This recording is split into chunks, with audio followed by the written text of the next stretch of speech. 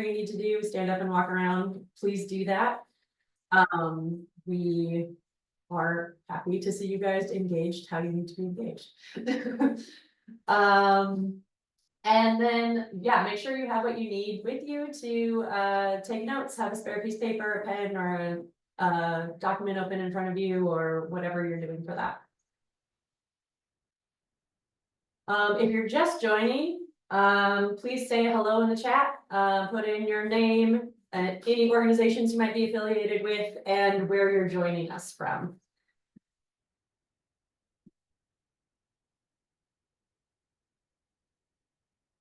Okay, so just some group norms to get us started. I will let you guys read what's on the screen. But again, it helps me if I can see your faces and see how things are going. And it also helps me with knowing if people have questions or if we need to clarify something. I can't always see the chat and I can't always see your faces depending on what I'm doing back here. So please feel free to come off mute and stop me if we need to stop or we need to say, or you have a question or anything like that. Today will be, you know, like a big old conversation. And when you're not speaking, if you can mute your audio, just to reduce background noise for other people. And we're going to have several small breakout groups throughout the series. So just each session, if there's any reason why you aren't able to join a breakout room, just let Jimena know. We'll do introductions in a moment, but she's the coordinator and helping out with this series, and she will be coordinating and facilitating all of the breakout rooms. So if there's any reason why you can't join a breakout room during the session today, just send Jimena a quick message, and then we'll be able to get the right amount of people in each breakout room still. So again, virtual kindness, we're here to learn, we're here to all work together to get to progress in our fundraising. Be open, be respectful, be prepared, be comfortable. I am going to start on time and end on time. And then we want to all have fun. So keep that in mind as well. This is a great place to meet other organizations who are having the same experiences as you, going through the same things as you. And also it's going to be a great resource to connect to some funders and to RDI staff as well. So we're happy you're all here again and looking forward to this course.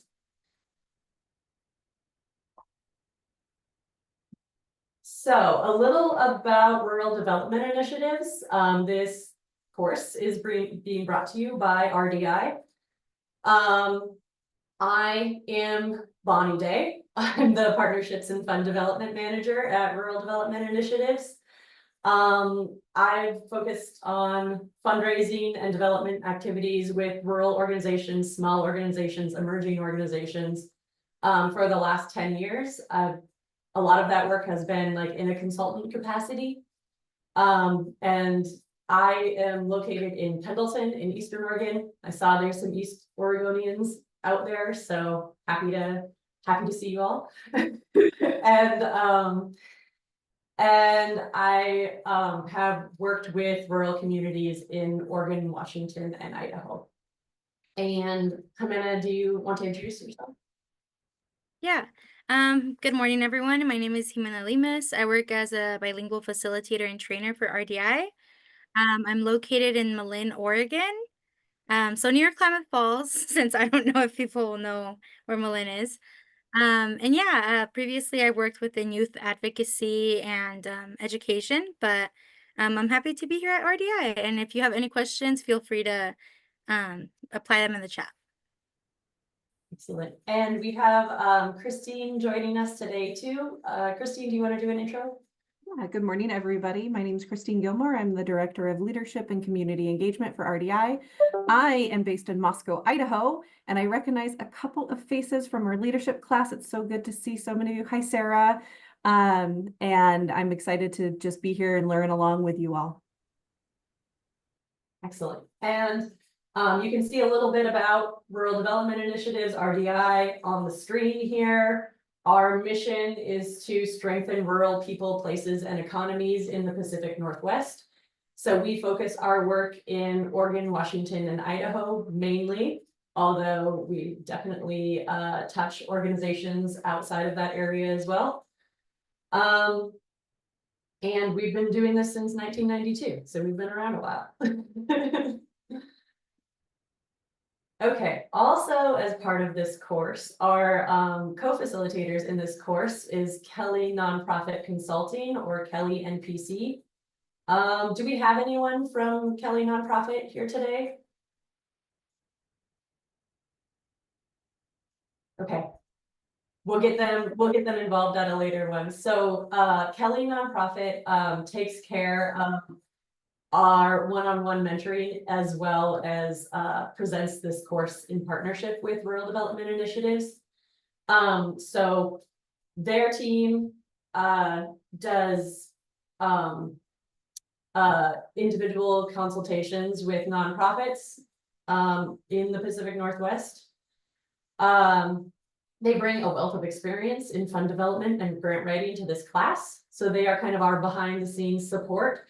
They have nearly 20 years of making nonprofits' visions attainable, and they offer a full suite of nonprofit technical assistance services. So many things in addition to fundraising.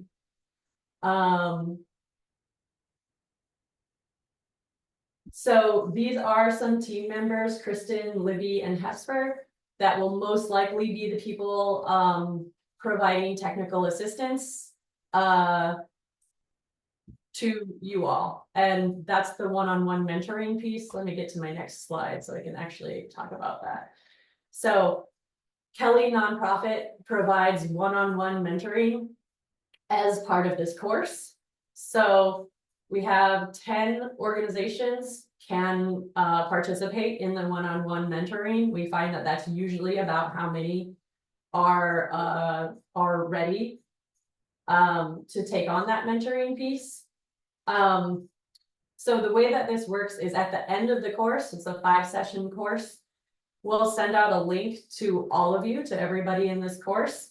And that link will ask you to request one-on-one mentoring if you're interested. So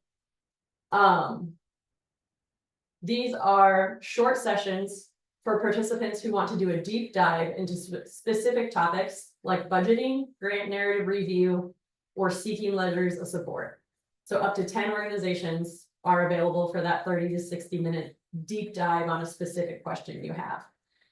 And then additionally, organizations that have more detailed needs can also receive an additional 5 hours of hands-on support. And that would be if you had a longer term or a bigger project, such as fiscal sponsorship, establishing your 501c3 status. Kelly Nonprofit, as part of this course, will be able to offer up to 5 hours to support you through those tasks. And that up to that 5 additional hours is available to 5 organizations, and it's based on the organization's readiness for that support. So note about the one-on-one mentoring. If you have an idea of what projects you want to do, this is a really good benefit. If you are learning about grant writing generally and just getting a hold of the process, then the mentoring piece will probably be less helpful. So that's just a note for when you're signing up for that one-on-one mentoring. And then last note on how Kelly Nonprofit supports this course. If we get some questions throughout the course, we're going to be doing like a lot of back and forth and a lot of like asking you specifically for what your unique situations are. If something comes up that I'm not prepared to respond to, I'll just take a note of it and I'll put that question to Kelly Nonprofit, and then we'll follow up on the next course. So they are also supporting that course in this way. So again, that survey will come out at the end of the course. I'll send you all a link to the survey. And you can sign up for technical assistance, one-on-one mentoring through that link. So that will come at the end of the fifth session, at the end of the fifth session.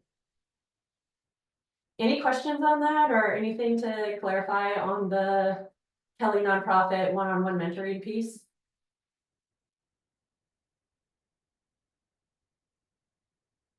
Okay.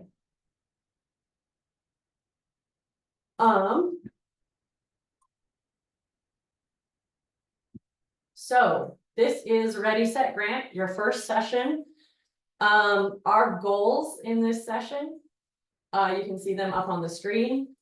Rural development initiatives, as I said, our mission is to strengthen rural. Providing this course is mission meeting, right, for us. This course is part of RDI's rural advocacy work. And the overarching goal is to get more funding to rural places to help rural organizations achieve your goals, to find funding to achieve your goals. So session 1, we're going to look at organizational readiness and resilience. Session 2, effective project and organizational budgeting. Session 3, finding funding and diversifying revenue. Session 4, grant funding basics. And session 5, we're going to have a funder panel where we will invite representatives from different foundations to come have a conversation with you all. Okay, so let's see who we have in the room, learn a little more. Thank you guys for putting your affiliations in the chat. It's good to see such a diverse group of people. We have people here today representing 34 different communities. That's including 28 counties and 3 different states. You can see we have a large variety of organizations focusing on health education, the arts, economic development, social and senior services.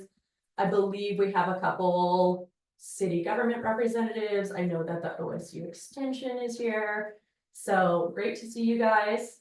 I also want to say that this course is geared towards people just getting into grant writing, but it's helpful at all levels.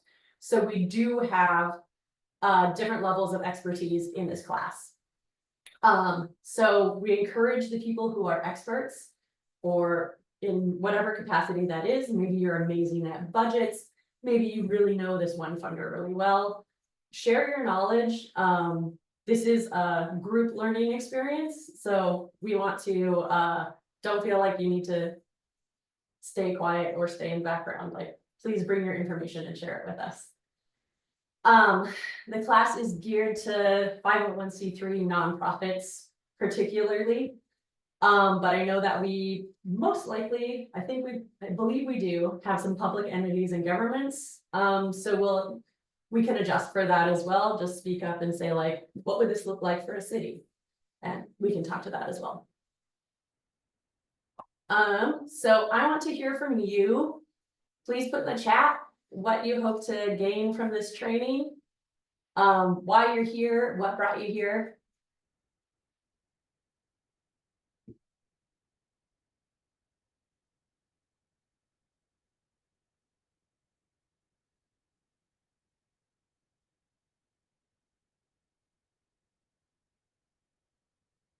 We have some common reasons why people come in. They want to strengthen their proposals or find partnerships with funders. Getting that budget piece together, learning how to build a budget for your nonprofit, for your project proposal.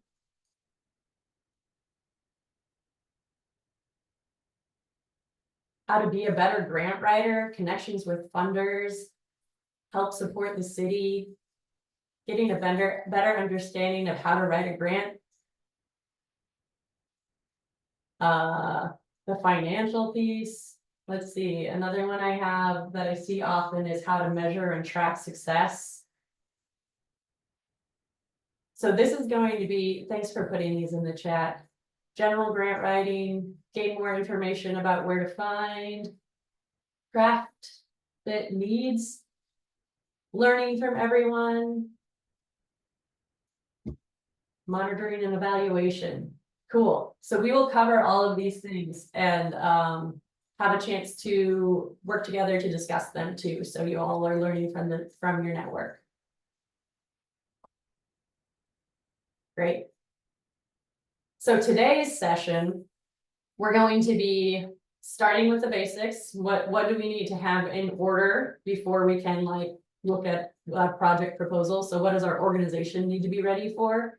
So we'll talk about mission, vision, belonging, diversity, equity, inclusion, organizational and legal documents that it is nice to have ready before you apply to a grant.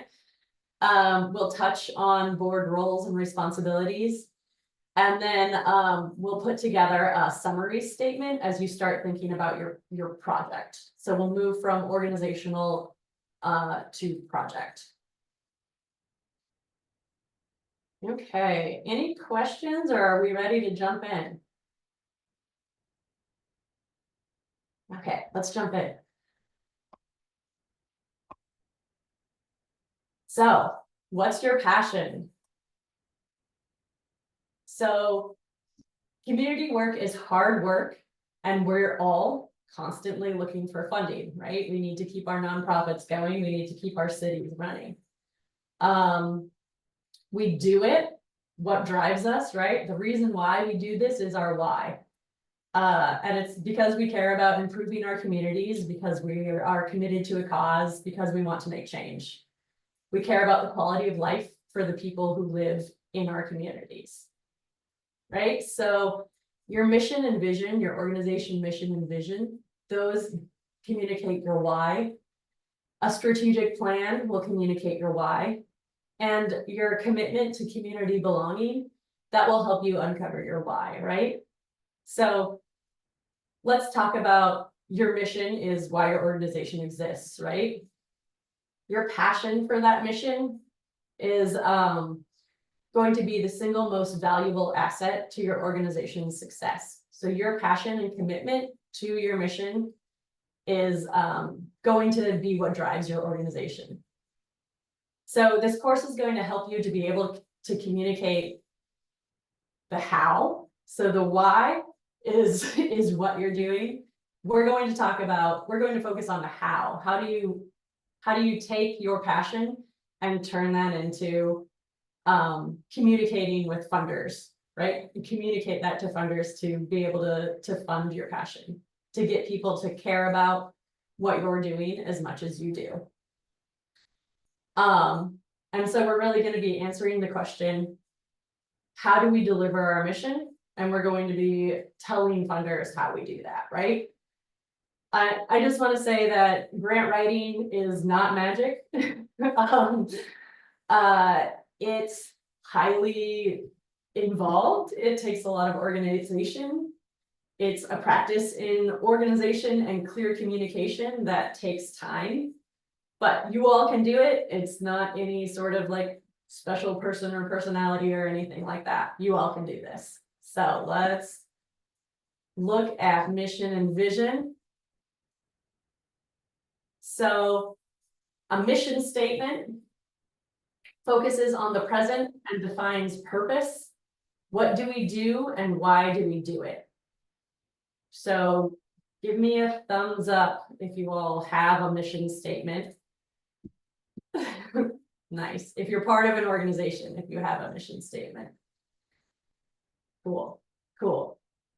A vision statement, that's going to look to the future. So that talks about what's going to change, right? So a vision statement defines your aspirations and it answers the question, where do we want to be in weeks, months, or years from now? So a mission statement is going to say, what do we do and why we do it?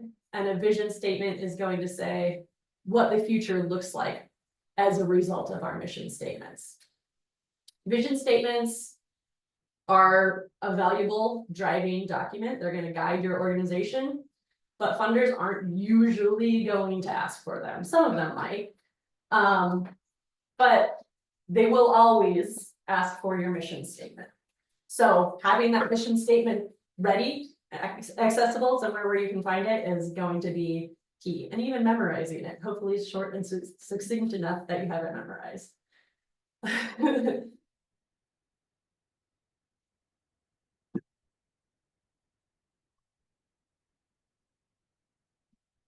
Okay. So we're going to quickly break out into groups. So you can start meeting who's in the room.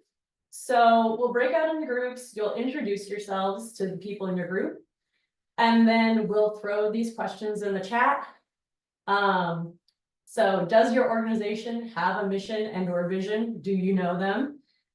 Once again, we're more concerned with mission statement at this moment, although it is nice if you're aware that you have a vision somewhere. I can't repeat RDI's vision, but I know we have one. It's like about a paragraph long. And then talk about, where is your mission statement displayed? Is it on your website, in a brochure, on your business card? What are the places where you post your mission statement so people can see it? So Jimena, do you want to go ahead and start the breakouts? Yeah, so I'm gonna start the breakout rooms now. Please join your breakout room if you can. And I will also post the questions in the chat. Also, you guys have 7 minutes, and there's gonna be a reminder when it's time to leave.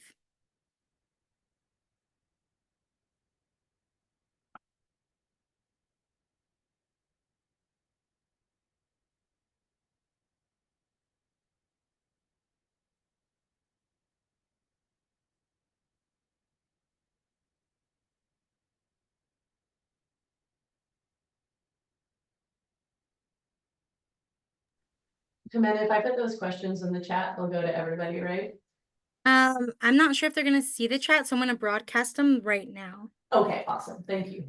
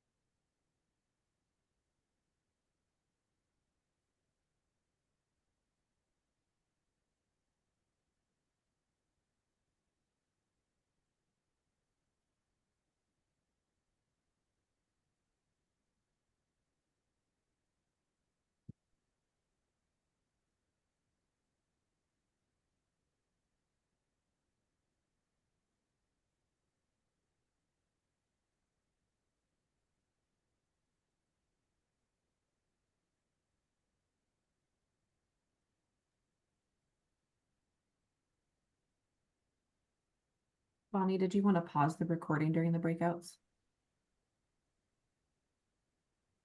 Or no? Up to Jimena. I can like make edits and remove those breaks later. Yeah. It's yeah.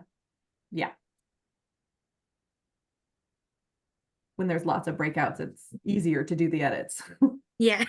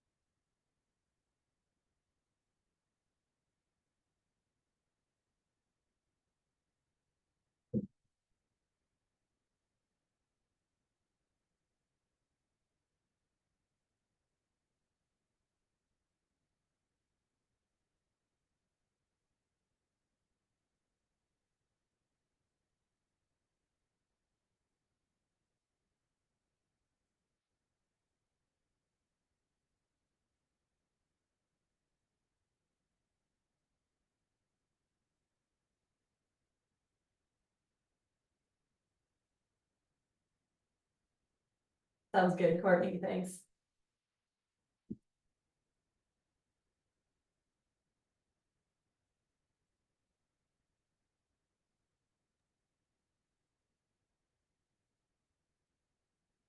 There's about 10 seconds and then everyone's gonna start rejoining. Perfect, nice. So what you're saying is I missed the entire breakout session. First of many, there'll be opportunities. Hopefully your building's okay.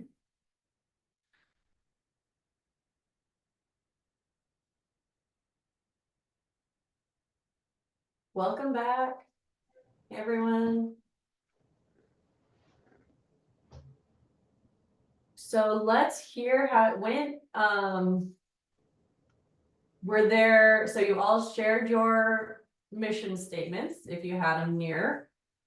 Did we have any groups, or does anyone in this group not have a mission statement? We got a lot of thumbs up when we asked, but if you're not affiliated with a nonprofit or an organization, if you're here on your own, or if you're part of a group that's just forming, you may not have a mission statement. Hoping that you got some good ideas. Again, your mission statement wants to explain why you're doing what you're doing, how you're doing it. Would anybody like to share, were there any creative ideas? Is it recommended to have it real visible? Yes, so you definitely want people to be able to easily find your mission statement. Basically every grant application is going to ask you to tell them your mission statement. And that's usually one of the first questions they ask. And that's just so they can understand what you do. Yeah, Val, do you want to talk about what were some of to say that idea out loud? Sure. Yeah, Rebecca from Josephine County, she was telling us that their group has the mission vision statement on every agenda to remind the group and board of what their focus is for that meeting. It was just a really great idea. Yeah, I love that. That's great to just always have it somewhere where internally everybody sees it. Any other creative ideas for where or how to display a mission? Looks like some people are in the process of updating a mission and vision.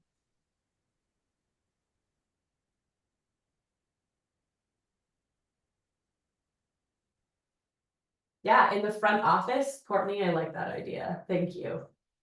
Just having it, I mean, I've seen people like paint it on the wall, right? A mural.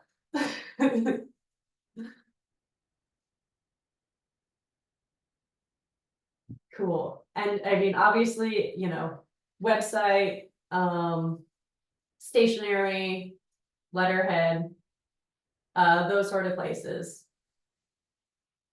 Yeah, keeping your taglines current and active, right? And making sure that you're updating it. Hopefully your mission and your vision are going to last you for a while, and they're not going to change too much.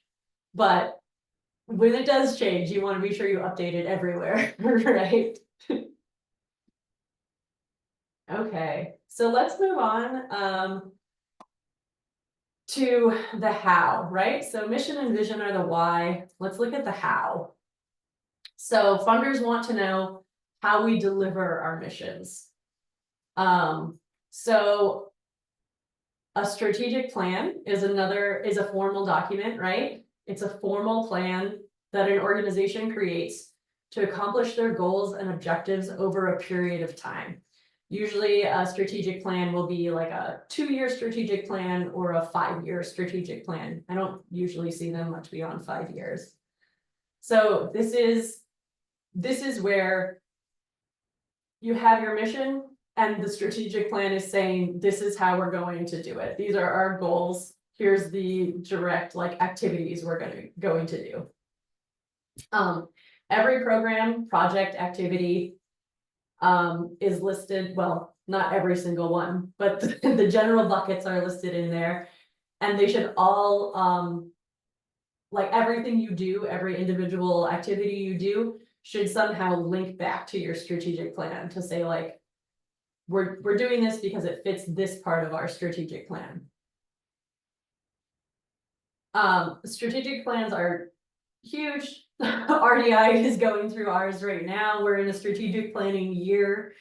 They take a lot of time. We're not going to go too deep into it. But just on the basics, if you don't have a strategic plan or you're not familiar with it, I would recommend borrowing a template from another organization. You can usually find, if there's an organization you admire or work closely with, you could most likely find their strategic plan on their website. Check out other organizations' strategic plans and see what they're doing. And that will be probably the best way to just get started to figure out what this is all about.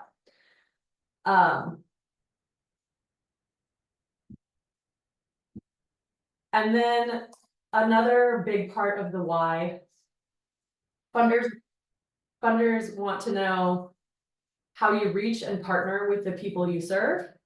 So we're going to spend a little time talking about belonging, diversity, equity, and inclusion in detail. And then I'm going to share a DEI assessment tool from Meyer Memorial Trust. Well, Jimena is going to share it.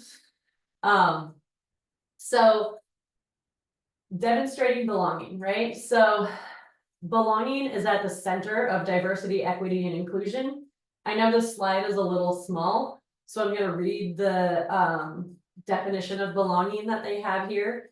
Belonging engages the full potential of the individual, where innovation thrives and views, beliefs, and values are integrated. So the reason why we focus on belonging, diversity, equity, and inclusion when we're talking about grant writing,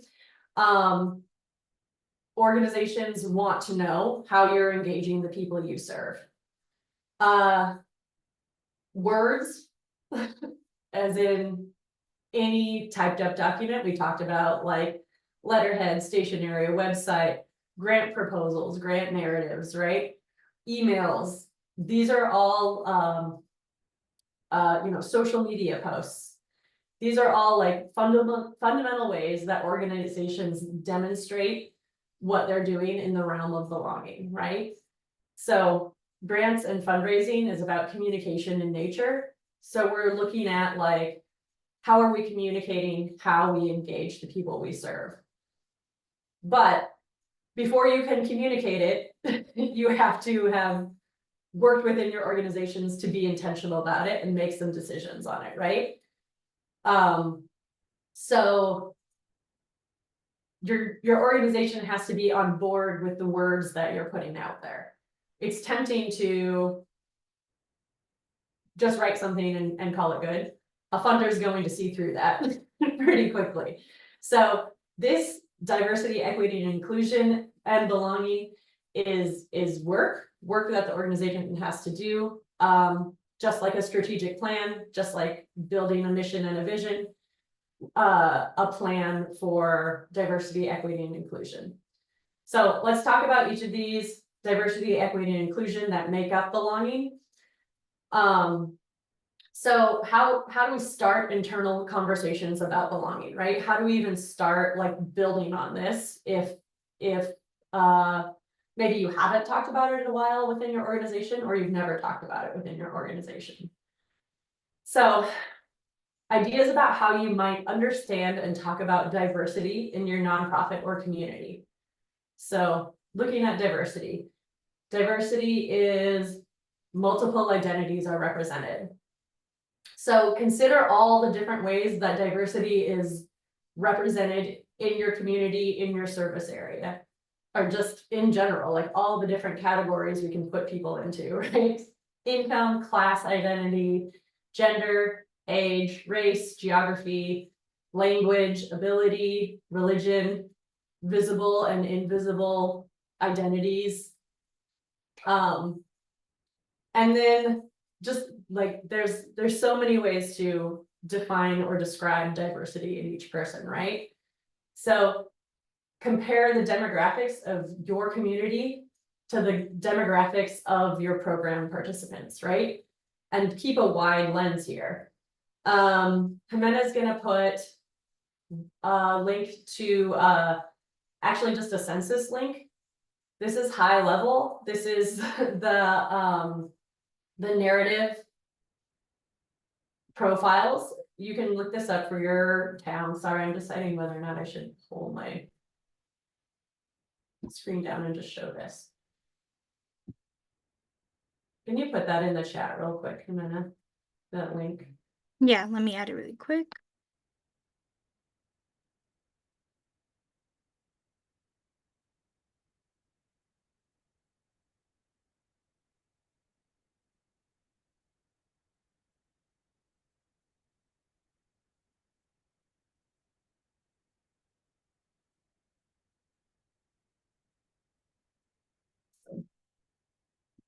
So I'm gonna show this just real quickly.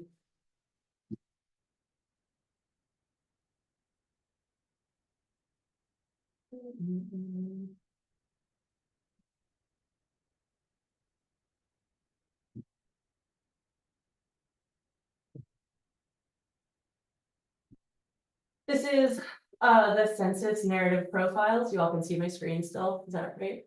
Okay. So really easy to look up. We can look up a county. If we want to start larger, we'll say Oregon. We'll choose Umatilla, and we'll say get narrative profile.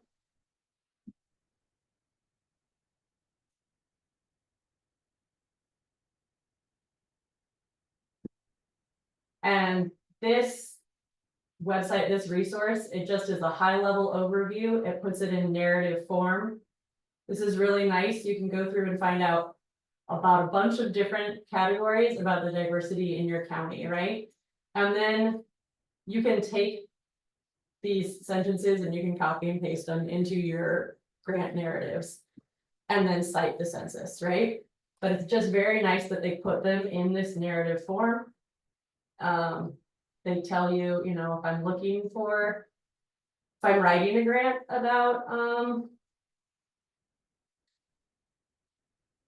childcare access, we can look up.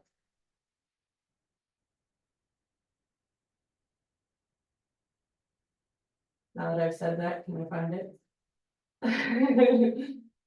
If I'm writing a grant for broadband, I can look up computer and internet use in Umatilla County, right?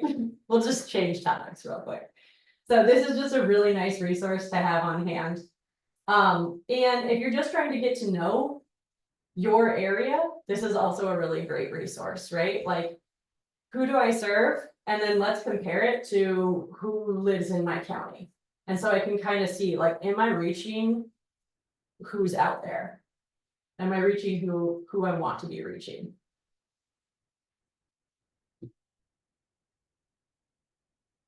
Oh, I have to start from the beginning again.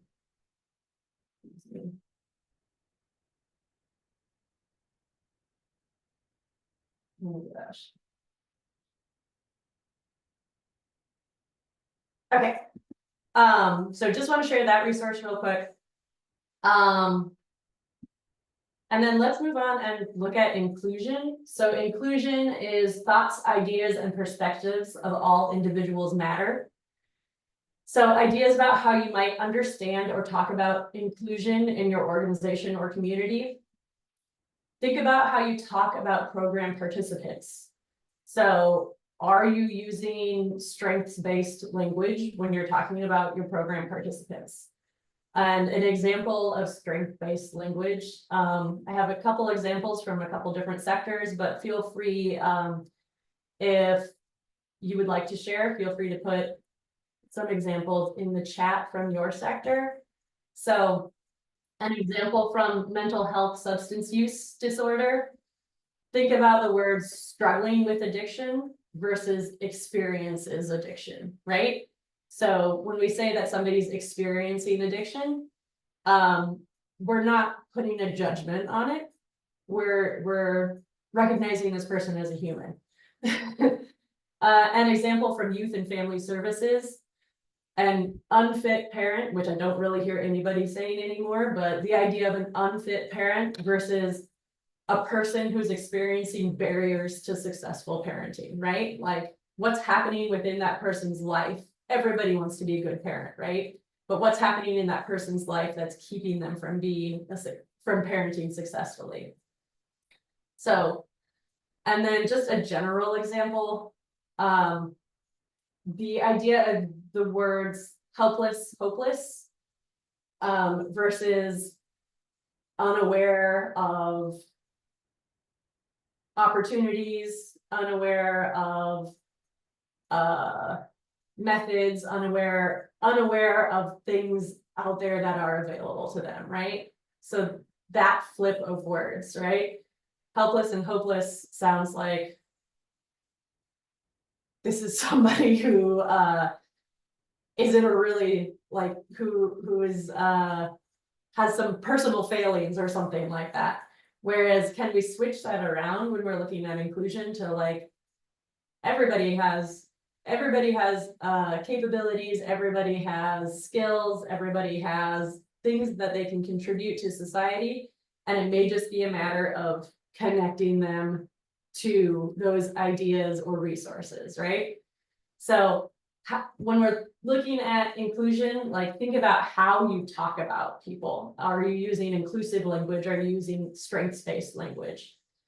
And then other ideas of when you're considering inclusion within your organization, think about how you're reaching out to people.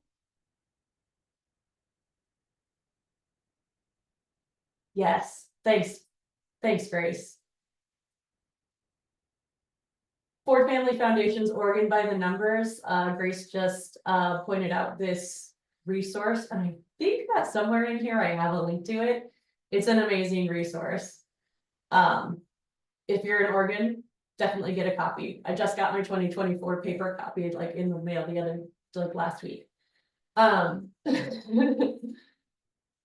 then also in looking at inclusion, think about how you're reaching out to people to let them know about your services. Where, how, what languages are you printing materials in? How visible is the material you're putting out? Are you putting everything on Facebook? If you are, who are you missing that's not on Facebook? Those sort of things. And then also internally looking at inclusion, think about the composition of your board of directors and your staff. Are you including the people on your board and staff? Do they represent the people you serve? Has anybody in your board or staff received services from your organization before and knows what it's like to be on the other side of your organization so that they can bring that information in? And then we'll look at equity. I just have a separate slide for equity because it just is really conducive to an image. So this is comparing equality to equity. A good definition from Rural Lead. In the simplest terms, equity means fairness, which is not necessarily the same thing as equality. It's not about everybody getting the same thing. It's about everybody getting what they need. So in the first row, in this image, we have equality. It's often a one-size-fits-all approach. Everybody got a standard bike, and the person giving the bike assumed that everyone would be able to make the standard bike work for them, right? Equity in the second column acknowledges and embraces diversity, assesses individual needs, and provides resources, in this case, different kinds of bikes that support individual needs. So when you're looking at equity, having conversations about equity within your organization, I just think it's important to note that like in this image, when we're talking about equity, everybody's still being provided the same thing, right? Everybody still gets a bike. The difference is that the bike fits the needs of each rider. Everybody can also use the bike. So the giver, the organization, thought about the resource from the point of view of the receiver. So let's look at some strategies.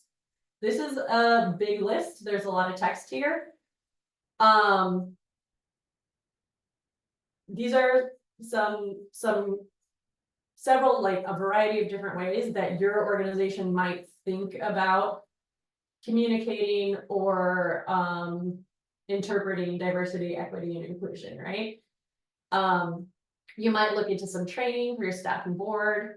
You might do some DEI or diversity, equity, inclusion, and or belonging goals in your strategic plan. You might look at more diverse outlets. You might consider posting information in languages other than English. If you have a big Spanish speaking population in your community, you might translate some things into Spanish. And then also prepare your organization to serve Spanish speakers. You might look at which indigenous nations your organization is on physically and acknowledge that. And acknowledge the evolution of the land and where this land comes from.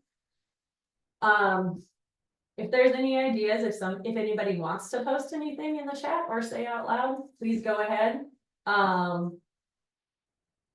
Jimena is going to add a resource. This is a really deep dive in diversity, equity, and inclusion organizational work. This is a tool to work on within your organization. You might work on it with your board, you might work on it with your staff. It might be something you look at as you're coming up on a strategic plan year. A resource from Meyer Memorial Trust. So this can frame your organizational conversations about belonging.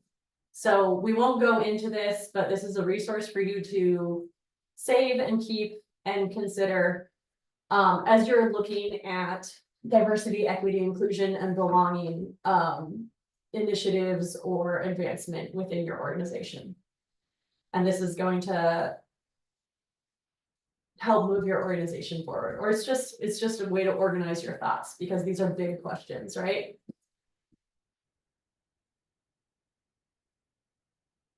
So a lot of words from me, and I went through that pretty fast, but let's do a breakout. We're just gonna do a conversation. And I just want to have a conversation around the idea of why should we care about belonging in our organizations? Like, is any of this, like, what are your takeaways from this lecture? I guess I'm going to call it a lecture because I just talked at you for a long time. So, let's break out and have that conversation. What are your takeaways? What are you looking at? What's your organization doing? And I want to add a note too. If this is overwhelming, we're talking about like big organizational change in some cases. I do want to say that like every organization is constantly working on their culture, right? Every organization is trying to improve their culture and trying to better serve their constituents and stakeholders. It's okay to be wherever you are. It's just about awareness, getting started, and showing that you have some intentionality around these ideas. So it's okay if you've done nothing. That's totally okay. And it's okay if you have a plan and you know exactly what your next steps are. That's okay too. Just want to have a conversation about what your key takeaways are. Oh, sorry. And then ask each other in the group, is rural in itself a diverse experience? And why? And then what other groups or organizations could I connect with to help me? Like, are there organizations out there that I admire that might be willing to share some information with me? Or are there organizations out there that I could learn from? So we'll do a quick breakout and then we'll see you back here in about 10 minutes.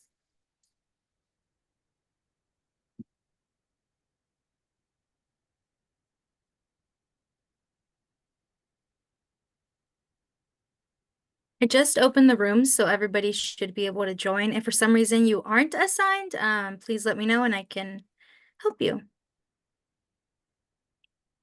Thanks, Amanda.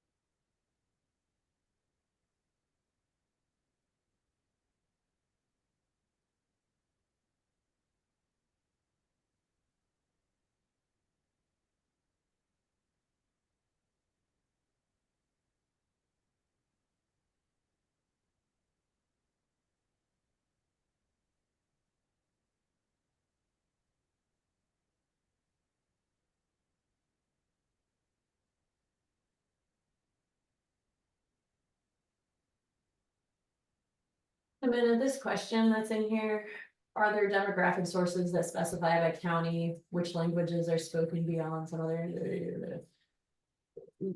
I'm gonna write that down. Let's ask Kelly Nonprofit if they know. Yeah, and I was gonna make a comment of that too, because I'm like, I'm not an expert, but yeah, that's a good question to ask.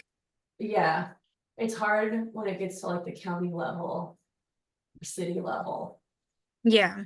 to find that specific information, but I have some good resources. I'm just too scared to like click away from my screen right now. Yeah, no worries.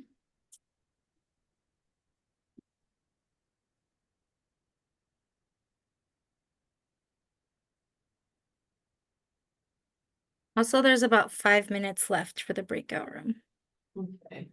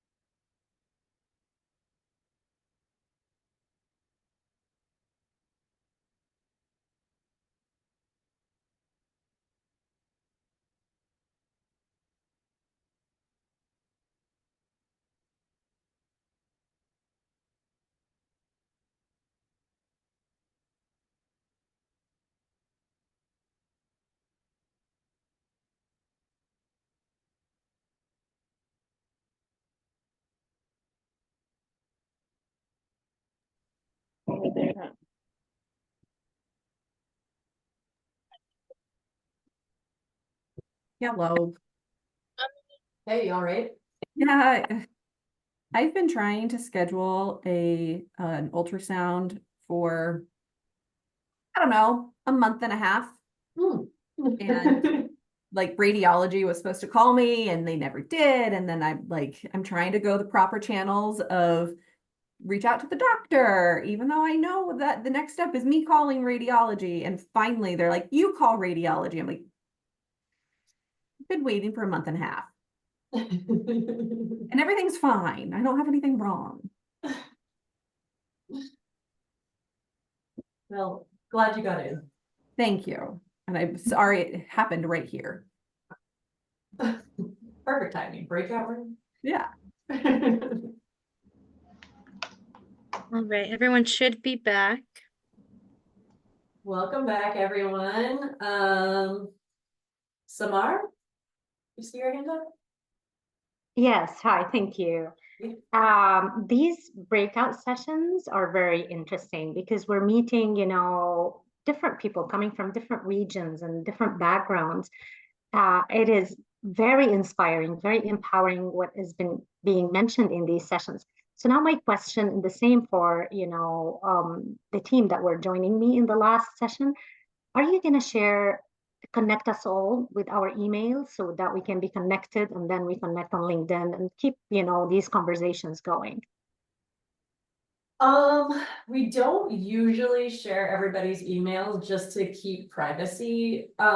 So really in the chat right now is a good time to do it, and I would encourage that. You can do direct message to people.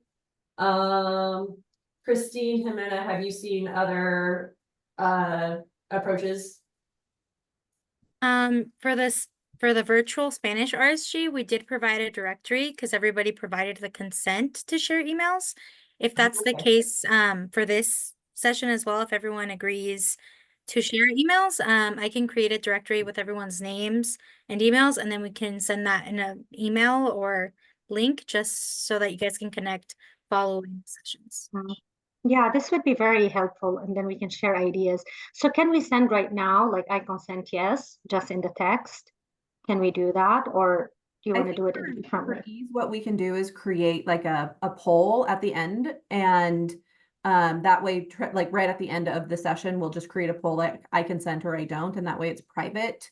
And we respect everybody else's privacy that way.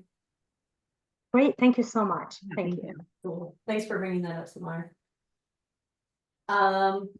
So I'm glad to hear that there was some robust conversations going on.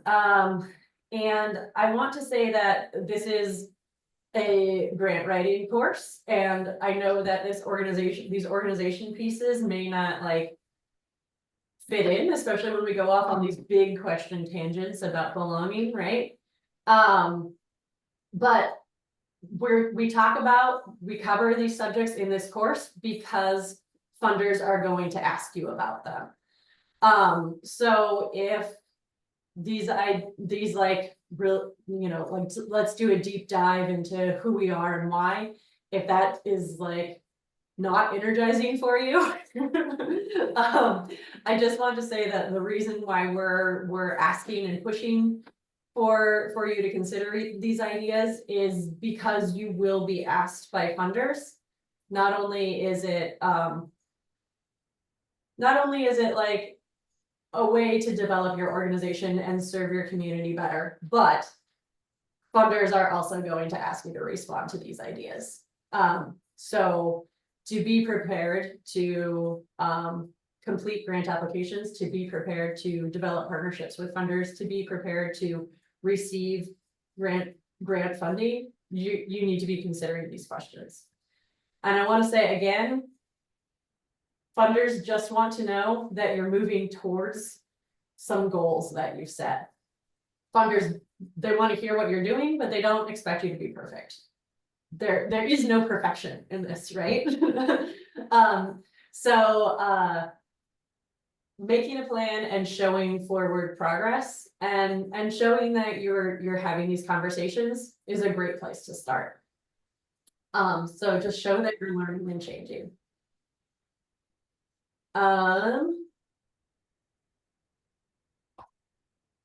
Okay, so I want to talk just briefly about board governance. And that is, if you're a 501c3 organization, you have a board. And those are the people who oversee your organization. And the main thing to know is that they have fiduciary responsibility over the organization. So they act as fiduciaries by closely overseeing your organization's finances. So your board is ultimately responsible for your organization's finances. There's a couple different kinds of boards. A working board is a group of people actively participating in the organization's daily activities. A lot of organizations will have board members only and no staff. The board is overseeing the budget of the organization, and they're also implementing the activities of the organization. Ooh, sorry. You can also have an organization with a governing board. And this is going to be a board that's focused on just the big picture of the organization. This is going to be organizations that have staff who are doing the day-to-day work. And the board's job is to ensure that the organization is financially sound and that our activities are in line with the organization mission, vision, and strategic plan. And then the working board or the governing board is going to delegate work to paid staff. And then the paid staff, you'll have a monthly board report, and your staff are going to report back to the board about what we're doing, where your budget's at. We'll do a budget review and where we're going in the future. So that's just a quick note about board governance. There's a lot to talk about there too, and how your board fits into your organization. But we will save that for another time. So let's look at, in addition to these organizational considerations, there's a number of documents, if you're a 501c3 organization, that you're going to most likely be asked to show if you're applying for grant funding. So there's a list on the screen here. And we just want to encourage you to do your own little scavenger hunt. So a lot of nonprofits have turnover, some are volunteer run or board run, and those people change periodically. So documents can sometimes get moved around, they're saved in a spot that nobody's aware of, whatever. So do you know where to find this information for your organization? If you are going to be the one that's applying for grants for your organization, you're most likely going to need to attach some of these. So this is the list that I would give you to have these in your own place where you know where they are and you're updating them every year, right? So your letter of determination is the document that shows, like, yes, we are an approved 501c3. Articles of incorporation, I don't see people asking for that one as much, but that's another like organization establishing document. Your SAM registration or UEI number, this is for federal and state level grants specifically. A SAM registration just says that you are registered with the federal government to do business with them, basically. It is free to register for SAM, and you have to update it every year. Again, this is for federal and some state funding only. If you're applying to grants from private foundations or other funding sources, city, county, things like that, they probably won't ask for your SAM registration number. A board roster, that's a list of all of your board members and their affiliations. Previous year annual audit, this is if your organization's been around for more than 5 years and you have a larger budget over $100,000, then you're probably going to be wanting to get an annual audit done by an outside accounting firm. And this is an audit of your financials that just goes through and makes sure, you know, checks all the boxes and makes sure money was spent the way that it was recorded. Your Form 990 is your tax form that says you are an organization of this kind. And then your current year organization budget is a document showing how you plan to spend money this year. Real quickly, if there's anybody out there who is not sure if their organization is a 501c3 nonprofit organization, you can quickly look up your EIN, that's like your tax ID number, and see what status your organization is. Just on the IRS tax exempt organizations site. So I believe that that's one that Jimena can throw in the chat real quick. But this will just take you, you know, you can just go on this site real quick. You can do this for your organization or other organizations. And just put your organization name in and it will spit back out if you have the 501c3 status. So sometimes there's people in this group who don't know where their organization lands, are we government or nonprofit, or don't know if their organization has their 501c3 established yet. This is a way that you can just check. If you don't have a 501c3 status, you will most likely, unless you're a city or government, if you're an organization that doesn't have a nonprofit tax status, you will most likely need a fiscal sponsor to receive grant funding. So you'll most likely need to partner with somebody that does have a nonprofit organization status, or a city that has a government status, or higher education, or something like that.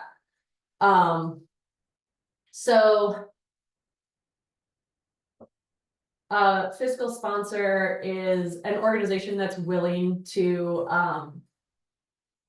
host your project, basically. So you will still do all the activity, you will still do all of the work, but the funding will come through that nonprofit organization, and they will then pass it on to you to do the work. And usually they're going to charge you some amount to cover their administrative costs to be your fiscal sponsor. So just a quick note on fiscal sponsorships, they're not a for sure thing if you are in need of one. Some funders will not consider a fiscal sponsorship. Some funders will consider a fiscal sponsorship, but they're going to put some heightened due diligence on you. So you're going to want to check the funder requirement before you start a partnership with a fiscal sponsor, and just make sure that the funding you're looking at will consider that kind of partnership. Oh, and then the last point here. So just to reiterate, these pieces, if you can, this is homework for you. Work on getting these all in one place so you have access to them. And this just helps so much to be able to have everything. You don't have to scramble at the last minute to find these all when you're applying for a grant. So moving on from these organization level considerations, right? We've been talking about like, what does your organization need to be ready to apply for funding? We're going to start talking about your specific project or program that you are looking for funding for. So everybody should have received a handout in an email earlier this week. And that would be your project charter. I sent it as a Word document and a PDF. If you did not receive that, we'll be sending out a follow-up email early next week. So we'll include that again. If you have that handout, please bring it up because we're going to want to reference it your project charter is a planning guide that you're going to use throughout the program, throughout this program. So we'll talk about a section in each session and you'll add new information. You know, just use it as a place to take notes. You can use several iterations of it, right? It can get a little cleaner every time, or you might need one for each session. But at the end of the program, the goal is to have a complete project charter to support you to complete your grant request, to support you, that you can use as a reference for like the basic skeleton of your grant request. So if you have that in front of you, please reference it during this section and feel free to take notes on it. We're gonna jump into a little diving into projects that you might seek grant funding for. So quick activity. I'm sorry, I'm not looking at the chat, so it looks like we're doing good. Thanks for putting those things together, Christine and Jimena. So just a quick note, Christine, do you want to just say out loud about the?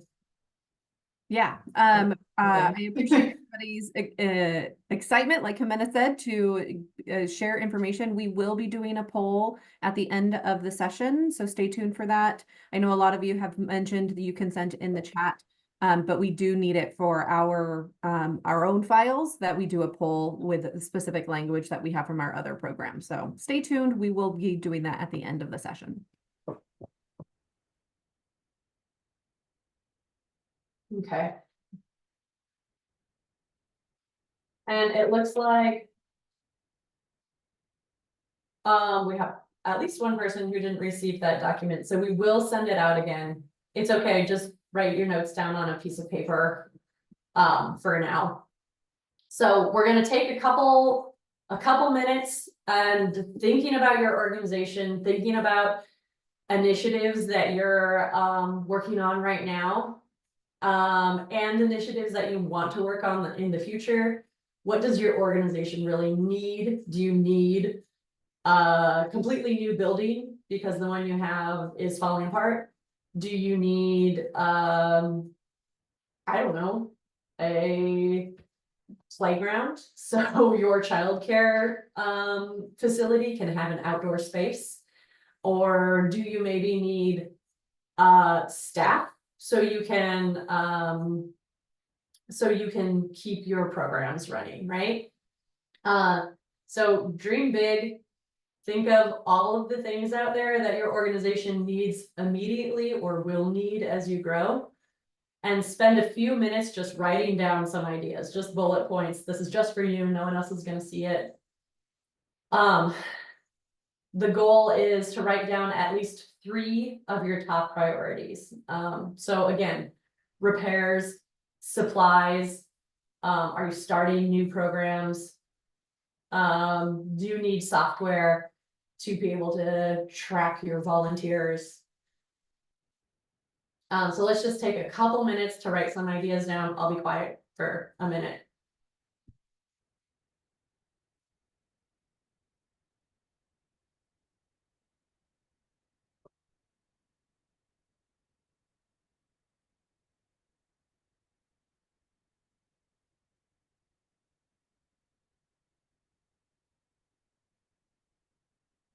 Okay, I think I was quiet for maybe half a minute, but that's all the time I'm gonna give you. And that's okay, continue writing notes. And just reflecting on your organization, right? Like, where are the gaps? And what are your priorities? And those are the things you just want to be getting a list together of. So as you get a couple things down, look back on that prioritized list. We're going to eventually make a summary statement for one project. So the things that initially bubbled up, what one thing in there, is there a theme, or is there an idea that's clearly at the top? Like, this is the thing you knew and you wrote down immediately. This is why I'm taking this class, is to figure out how to fund this thing. Whatever it is, whatever like, or is it just something that's most interesting to you? Like, I'm taking this class as a hypothetical, or I'm taking this class with no project in mind, so hypothetically, I would love to make this happen at my organization. Choose whatever's bubbling to the top of your list, right? Whatever is like the most interesting to you. And let's make that the focus of this course. So this can change a little bit, but at least for this moment, just choose something from the notes that you wrote. We're gonna take that idea and we're gonna build a summary statement from it. So a summary statement, can you explain that priority to a funder or donor in one sentence? So when we're thinking of a summary statement, this is like a mission statement for your project or program. A brief, simple way to explain what you're doing. So let me bring some notes up. Here we have the 3 S's of a summary statement. So make it short. We don't want, you know, a sentence that takes up half a page. Just direct, memorable, not a mouthful. Simple. Remember that funders and the public, whoever you might be communicating to, might not know your internal language or your industry language. They most likely don't know any acronyms that you're using. So keep your language simple, keep it direct, and if something needs explanation, you might figure out a way to add it into this. And then the other thing is, ask yourself, why does this summary statement, why does this project set you apart? Is there a piece in there that you can add? Are you the only organization in your community serving meals to seniors? Are you the local expert in Spanish language services? Is there something in here that's going to be like, it's important for your organization to do this because? Okay, so let's spend 3 minutes. And I know we did those notes really fast. I just needed to make up a little bit of time. So I pushed you through the notes part. If you're still finishing up your notes, go for it. And then choose what's coming to the top. I'm gonna leave these up on the screen and I will give you some actual time now. I'm gonna give you 3 minutes to just start the draft of a summary statement from whatever project or program is coming to the top of your list.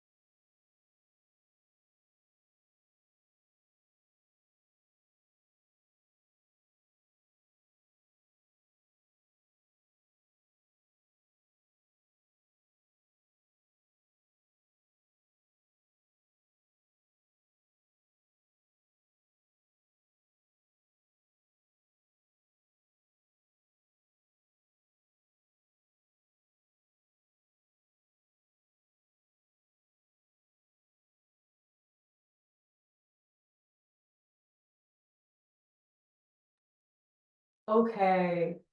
Thanks for the points in the chat. Yes, that idea of brevity. Keeping your project to one sentence is a challenge, definitely. I want to share just a couple example summary statements, and then we'll go into a breakout and you all can share what you're working on. So example summary statements. The Boys and Girls Club of Sweet Home, the only provider of after-school programs for low-income children in the community, seeks funding to build a playground at its facility to provide opportunities for outdoor physical activity. So they're looking for funding to build a playground, right? Here's another one. In response to the 2022 Community Health Needs Assessment showing a shortage of clinical professionals and counseling options, the Clallam Community Resource Center will expand services to include cost-free mental health counseling delivered remotely by a licensed mental health clinician. Okay, that was a little more of a mouthful. But there's a lot to say in there, right? So let's break out into small groups one more time and share what you're working on. If you're feeling stuck, ask for feedback from others in your group. I don't expect that in that amount of time you have something totally polished that you're totally happy with, and that's okay. This is a great place again to like talk to your network, see what's coming up for other people, and also just get some ideas of what other people are working on right now, which I think is a really interesting conversation. So let's take 7 or 8 minutes to share your draft summary your draft summary statement in small groups, and then get feedback and build on refining your ideas that are coming out a little more. So Jimena, if you want to send that out. All rooms are open now.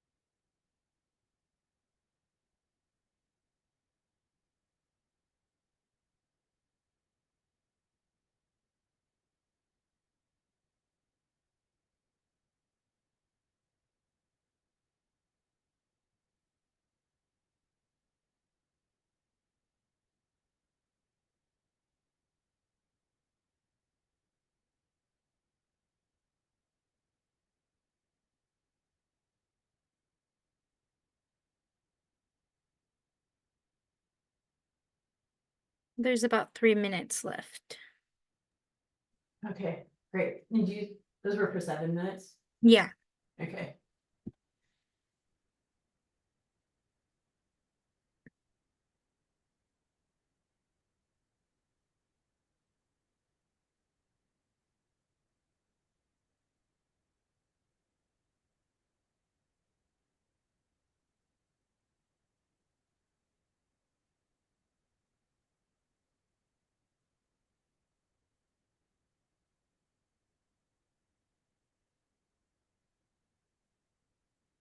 I think we're doing pretty good on time. Yeah, I think we'll have time for some people to share. Yeah. Yeah, this is, I just scrolled through the slides. This is the last thing, so. Yeah. And then we can do the poll and be good. Oh, right, yeah, there's a little time for that.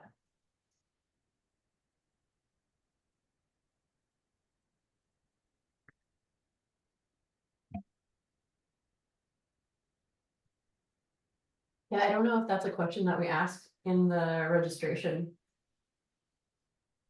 Yeah, I don't know if, because for the Spanish one, it was just like a little more informal, if I'm being honest. But yeah, I don't remember if it was included in the registration either. Yeah, Ours is pretty formal for the leadership program, just because it is like, we do share it with funders and Mhm. contact information, of course, but like, we have a lot of partners in that. I can look on the Eventbrite, Bonnie, and see if it's in there as a question, and if it's not, it should be. yeah, I mean, it's a great idea, Yeah, I appreciate that they asked. yeah.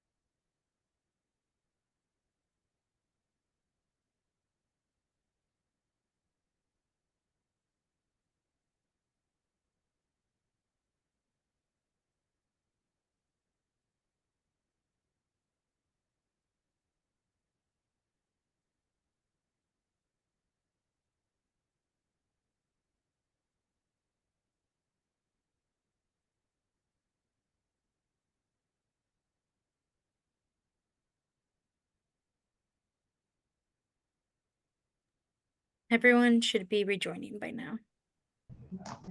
Welcome back, everybody. How are those summary statements coming along? Some good things getting developed? One thing that we found is, I think that there's a tendency to try to get too much accomplished in the funding statement. And it was getting very much into the worthiness of the project. So we kind of redirected back to the 3 S's, and specifically what sets you apart as the person applying for the award, not so much the project, because that will come. Yes, there is, yeah, so we're looking at the basics, right? Like, what are you trying to do? Why do you need funding? Or what do you need funding for? And, yeah, then there will be, I mean, I've seen some grant applications that are literally like, you have 3 sentences to give us your entire pitch.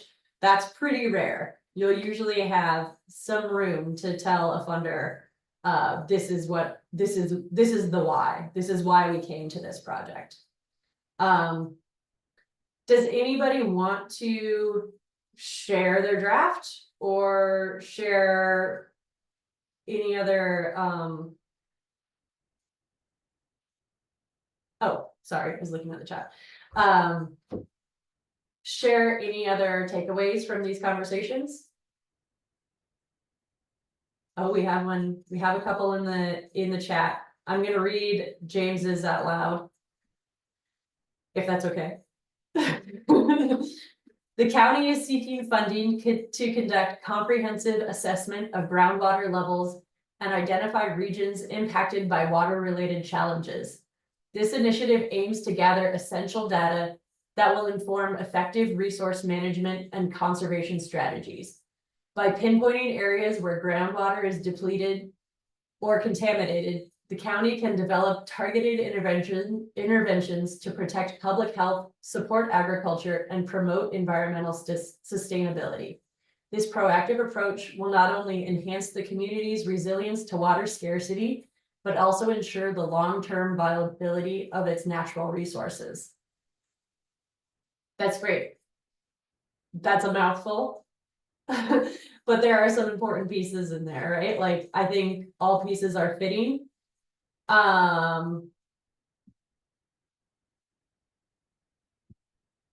Thank you for sharing, James.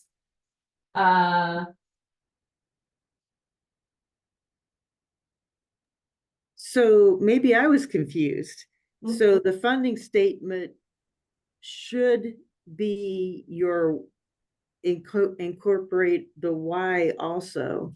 I mean, like all of it.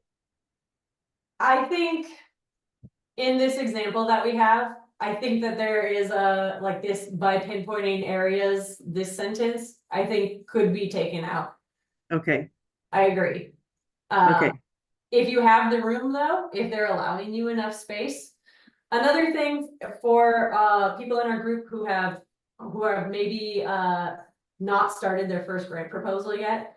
Grants are this like amazing word and character count game a lot of times.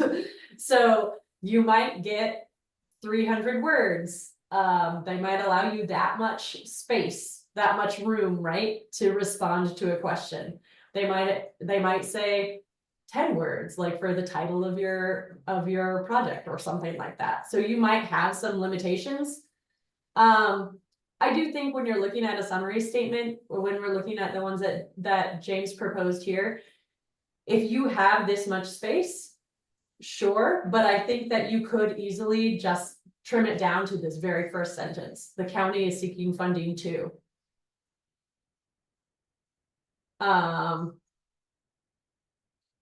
Let's see, Chelsea shared the Coos Bay Police Department, serving the community's law enforcement needs, seeks funding to equip the department with safe and reliable vehicles for continued operations.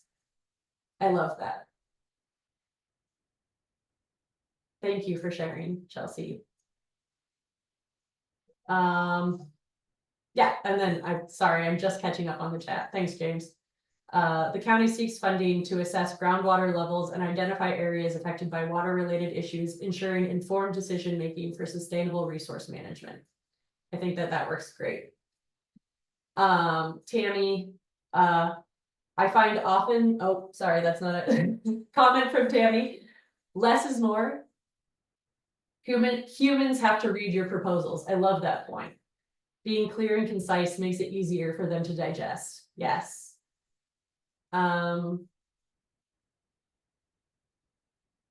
Okay, so one more from Sherry.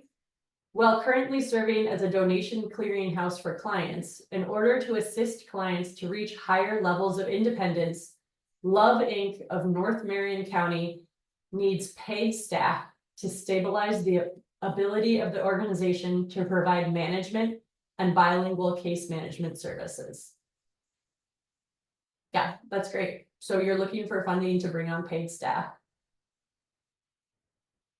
Yes, Jade, thanks so much for bringing up ChatGPT. It is a great resource. AI is a great resource for editing. I use it quite often, especially when we're talking about those word count maximums and you're, whatever, 100 characters over. You can throw the entire thing into Chat GPT and say, make this 5,000 characters or whatever the limit is. And it will automatically like tighten it up for you and make it fit those parameters. You do definitely still want to read through it again. The risk with AI and Chat GPT is, yes, this point you're making right here, Mandy, you can lose your voice, right? You can lose your sense of you, and that can come through. Eventually, all writing sounds like AI. AI has its own voice, right? So you want to be sure to pull back a little bit. Like AI is not a end all be all. It's not like the best option. It's just an option for your editing. And really what you think sounds good and what other humans around you think sounds good is probably the most direct way to communicate. And the best flow. So I just want to put it out there that like an amazing tool. I really like it to just help me, like, especially when I have a writer's block moment, just run something through AI and it'll help me bust through that, right? But I don't want to just rely on it as an end all be all. I want to like still use my human brain and make some choices about what words I'm using. Cool. Thank you guys so much. Thanks for sharing your statements. I do want to say in our last session, we're having a funder panel. And there will be an opportunity for you all to pitch your projects to our panel of funders. And that would basically just be like reading your summary statement out loud, reading your project summary out loud to them. So keep that in mind. Keep refining those, throw it in your project charter if you have that document. If you don't have that document, we'll get it to you. We'll email it out to this whole list again. And that's, again, that project charter is going to be like the keeper of everything you do during this request. Or during this class. So checking in, this is a slide that we'll see a couple times over this course. These are the common proposal elements: who, what, where, when, why, how. We'll talk about a lot of these. We're starting with just the summary, and now we'll have a chance to go into some of those details. And the project charter is going to help you think through these proposal components, right? As we wrap up, homework, put your summary statement into the project charter when you feel happy with it. Back to the organizational documents and that scavenger hunt. Go back and see what you can find, and make sure that you have those documents that you will be asked to attach to your applications. Make sure you have those all in one place so you don't have to go searching for them at the 11th hour. And then we'll start talking about budgets in the next section. Sorry, Jade, I'm just seeing your comment. That's great. Funder panel. So start thinking about if you have a program budget that you have, like, that you've created already, and you might want to just like have it at the ready for our session 2 to share with other people and get some feedback on. Oops. Okay. So we'll be meeting every Thursday from 10 to noon. Next session, effective project and organizational budgeting. Session 3, finding funding and diversifying revenue. Session 4, grant funding basics. And session 5, the funder panel. Thank you all so much for being here. We'll stick around a bit for questions, and otherwise we will be sending out an email with a recording of this video. and some additional resources. And we'll see you again on Thursday.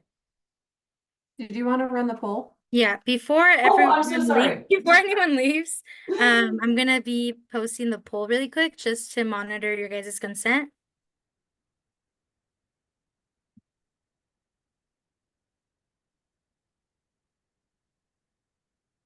Bonnie, you said you were gonna share these slides, is that correct? Yes, Okay. we'll share slides and we'll share a recording of the session today.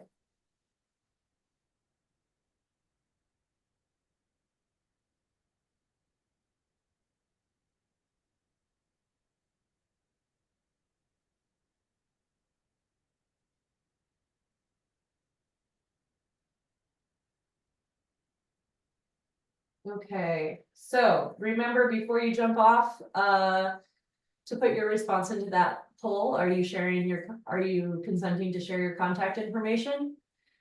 And otherwise, thank you all so much for being here and we'll see you on Thursday. Sorry, I'm in Christine.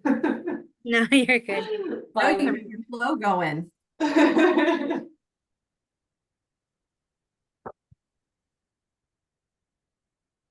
We will send out the slides and the session recordings and the resources. We'll email them to this list.